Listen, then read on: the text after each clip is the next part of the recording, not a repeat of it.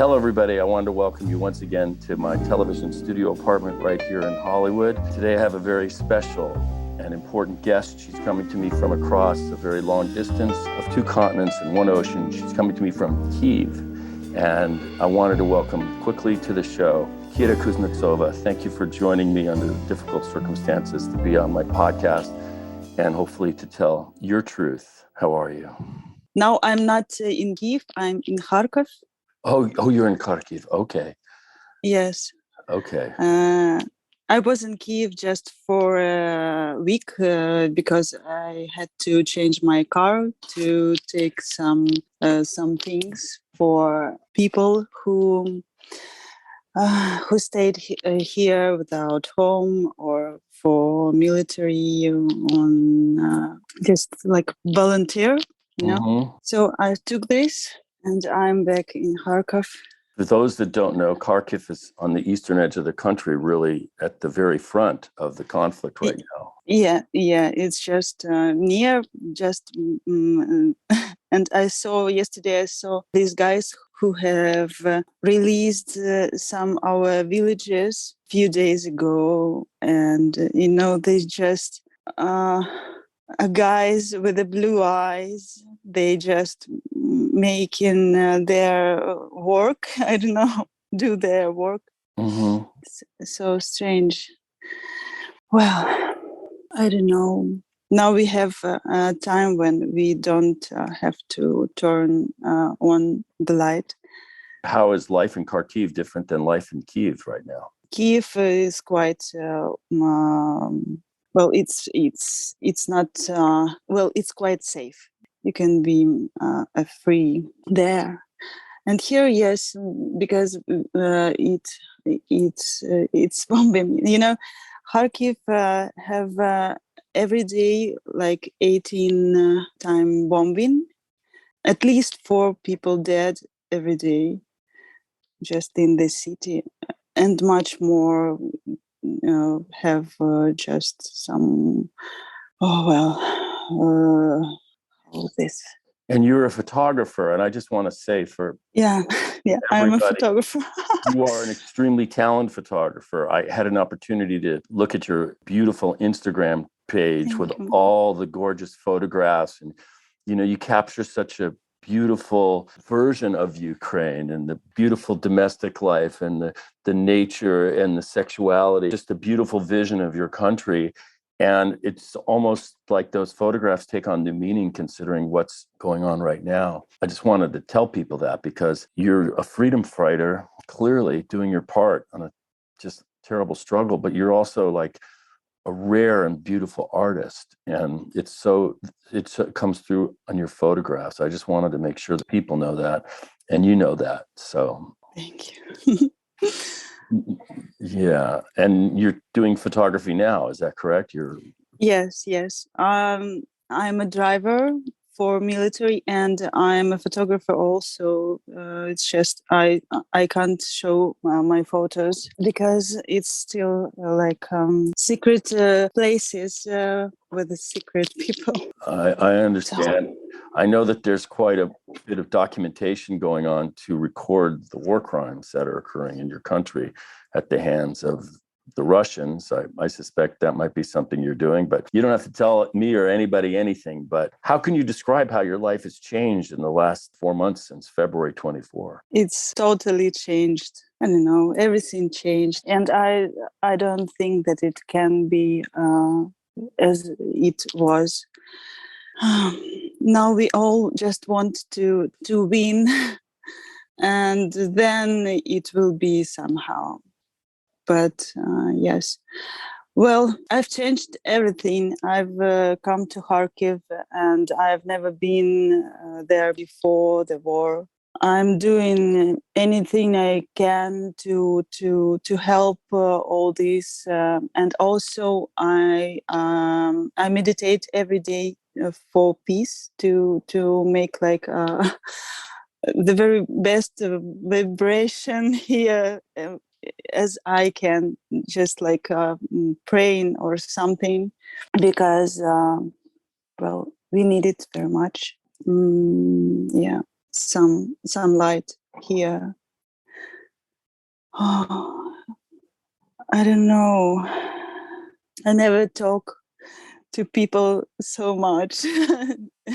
Never like I have my bedroom just in my car.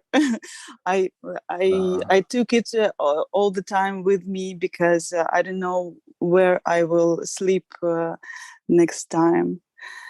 I don't know if if this place will still here tomorrow. I don't know, but well, I very much want to help. So we're back, and you were telling me how this has changed your life and living in your car at this moment. Well, no, I'm not living in the car, but I have all the time my bed place here. Uh-huh. I mean, like what I will lay on and what I will have on me, and then I come to another place, and there I have my night. Yeah. You know, one of the things I'm trying to do, I mean, I'm here in the comfort of Hollywood. I just want to give people like yourself every opportunity to communicate directly to people here in America that might see this or listen to it about, you know, what we can do. I want to give you that chance just to speak directly to anybody and everybody that might be listening to this. You know, we very much need all the prayers you can, you know. The light from any heart, and as much as you can, as anybody can, because well, it means a lot. It's really helps. And also, yes, we need weapons, we need this stuff, because we have a lot of people who want to go on war and to defeat, but we don't have enough weapons. And I don't know, it's well, it is handling somehow, but yes, we need Prayer- prayers. We Prayers and just weapons. Prayers and prayers and weapons. Yeah. I'm going to send my prayers. I don't have any weapons, but I'm looking, but my government hopefully can send weapons, and I know they are.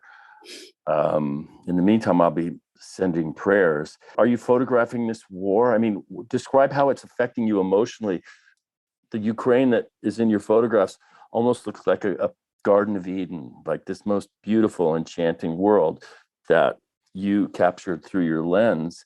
And now it must be completely different. How's that affecting you? Or do you even know? You know, I even can't do this. The first months, I just can't take my camera. I didn't know what to do and how, because well, I can't. I don't want to make photos of this. But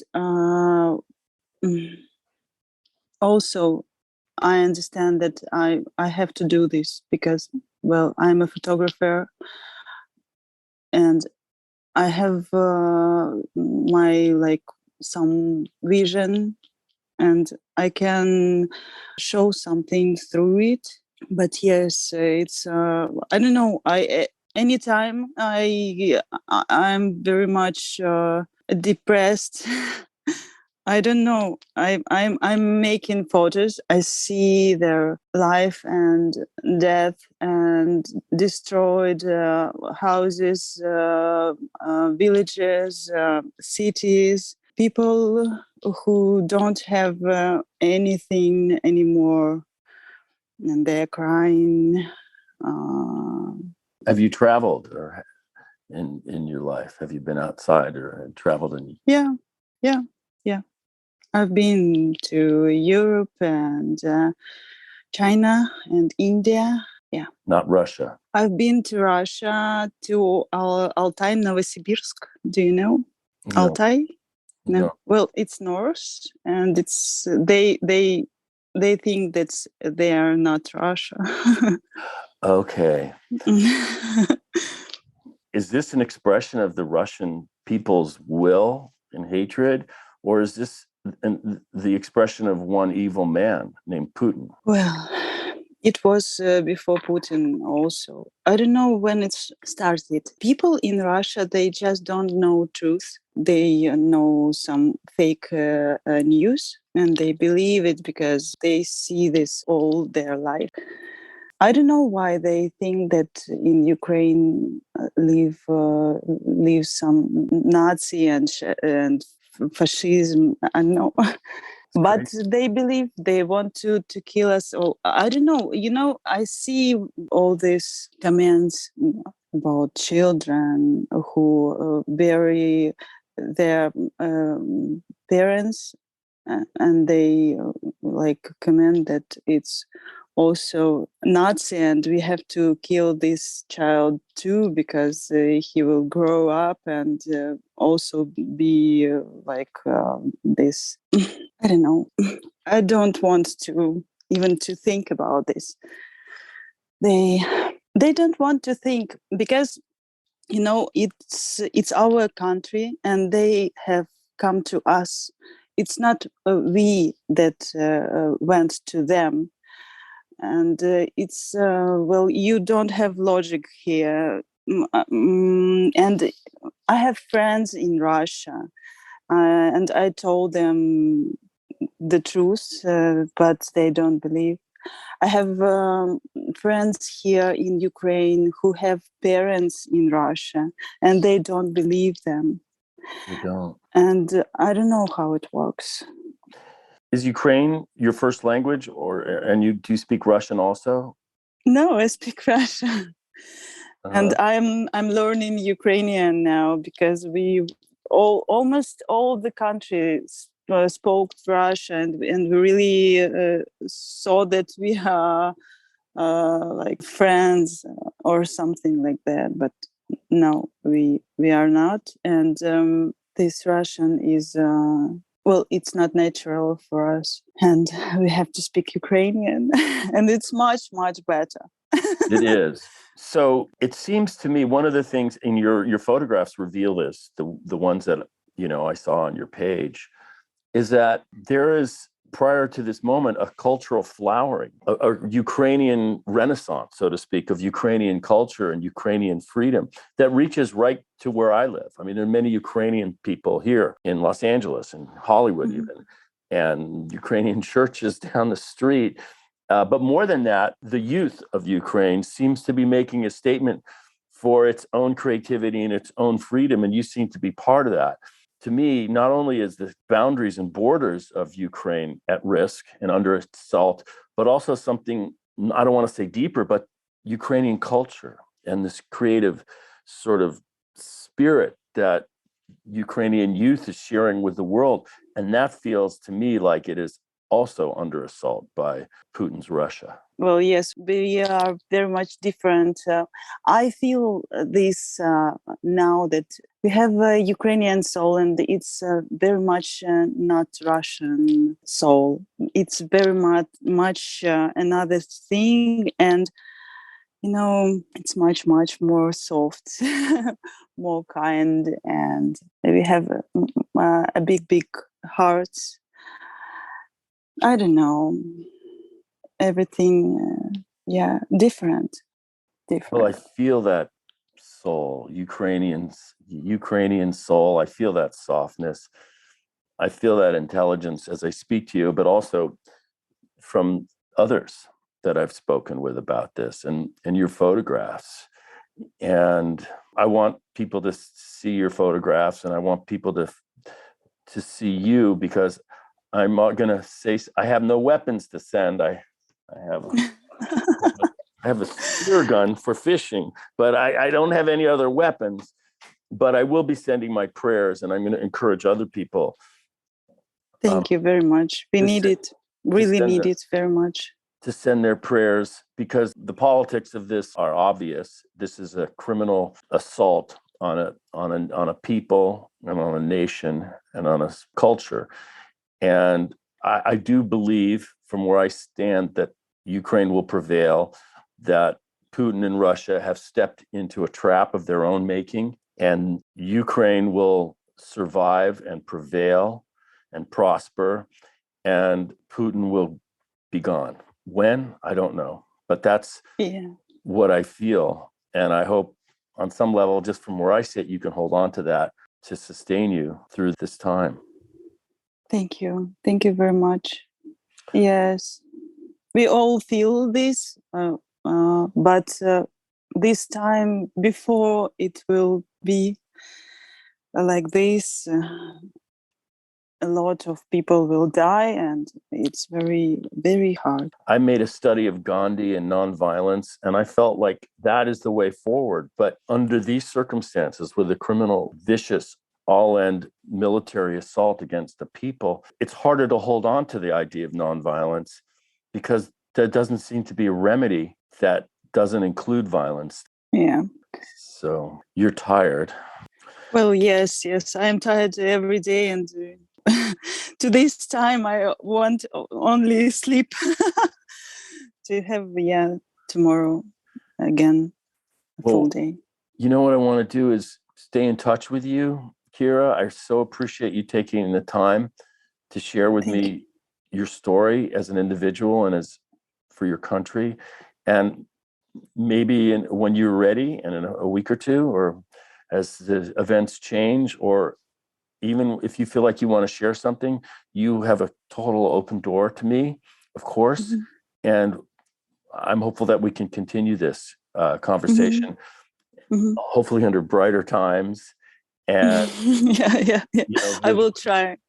But you're a photographer, so even in the dim light of that you're offered, it is very evocative, and in its own way, beautiful. The flickering light under you. So your aesthetic and your talent shines through even under these darkest moments. So to the extent that I can, I want to just encourage you and just share with you how much without ever having meeting you, I just love you and what you represent. And I pray for the day that I can shake your hand and give you a hug and get to know you in person. In some way, it's a miracle that just two individual people that never met can be just talking like this real time and sharing a story. And so I want to thank you for that. Thank you also. Yeah. It's really strange, a little bit. Well, I wish I had something to say that was smart, because I don't, other than this, try and stay hopeful. And I will say this, we here in America, in the comfort of our geographical distance, have lost a sort of idea what the struggle for freedom really means.